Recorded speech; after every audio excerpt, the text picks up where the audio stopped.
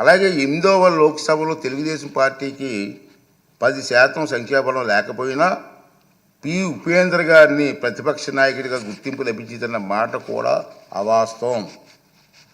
మనం మాట్లాడుతున్నాం టీవీలో ఉపేంద్ర గారికి ఇచ్చారు కదా మీరని, అది వాస్తవం కాదు. నేను రికార్డ్ అంతా వెరిఫై చేయించాను, అది వాస్తవం కాదు. పి ఉపేంద్ర గారు ఆనాటి సభాపతి టీడీపీ గ్రూపు నాయకుడికి మాత్రమే నిర్ణయించారు. దాన్ని ఇతను ఇష్టం వచ్చినట్టుగా అవాస్తవాలు మాట్లాడే పరిస్థితికి వచ్చింది.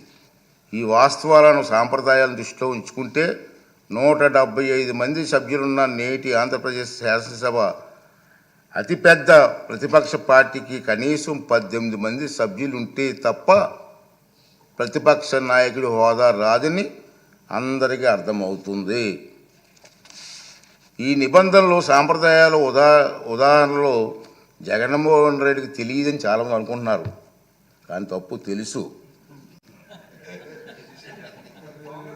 తెలుసు.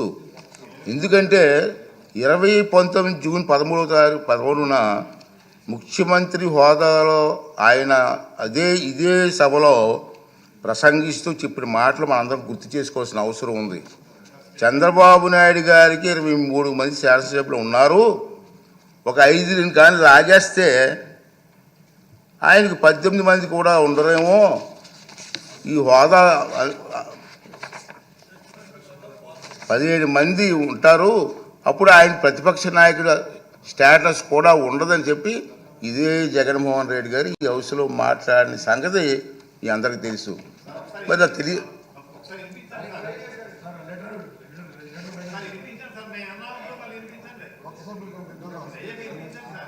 అదే చెప్తాం కదా.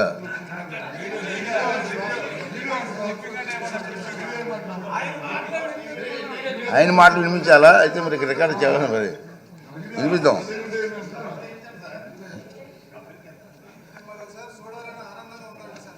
అతనే చెప్పారు నీకు హోదా పోయేదానికి అవకాశాలు ఉన్నాయి. మరి తెలియదనే మాట అది వాస్తవం కాదని చెప్పని అందరికీ అర్థమవుతుంది. ప్రతిపక్ష నాయకుడిగా గుర్తింపు పొందాలంటే సభలో కనీసం 10% సంఖ్యాబలం ఉండాలన్నది నిబంధన గురించి ఆయనకి స్పష్టంగా తెలుసునని సభాముఖంగా ఆయన చెప్పిన ప్రసంగం రుజువు చేస్తుంది. ఇలా కోరి మతిమరుపు తెచ్చుకోవడం